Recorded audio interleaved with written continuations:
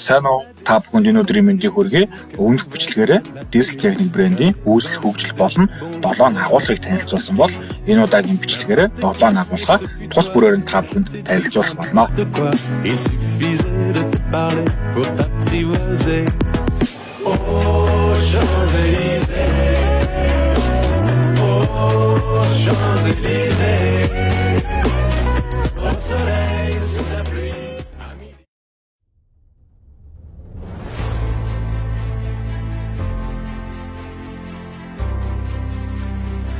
За тэгэхээр танилцуулах хамгийн ихний агуулга маань Франц улсад агуулга байгаа. Уг агуулга маань 1988 онд Францын Новель-Сурвалийн хотод хамгийн анх байгуулагдаж байсан.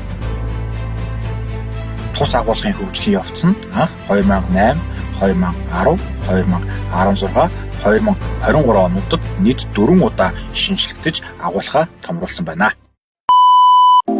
Рекламны орон зай та бүхэн өөрт хэрэгтэй сэлийн баах уу эсвэл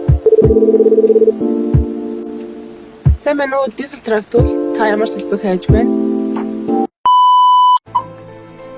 За Францдаг агуулга маань Португал, Марокко, Алжир, Мавритани, Мали, Нигер, Этиоп, Сомали, Кен, Габон гэх мэтчлэн 40 гаруй улсад руу бараагаа экспортлж гаргадаг Diesel Technic брендийн 2 дахь том агуулга юм а. Энэ агуулга маань дэлхийн стандартын дагуу Sabagla бодол дээр маш сайн анхаарч ажилладаг. Ингэснээр сэлбийг тээвэрлэж хадгалахад нь гэмтэж бэртгээс сэргийлж байдаг.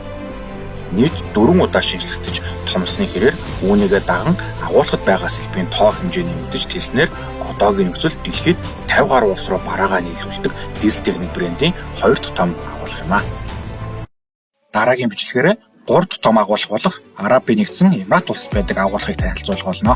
Та бүхэн маань бичлэгтэй минь хамт байгаарай. Баярлалаа.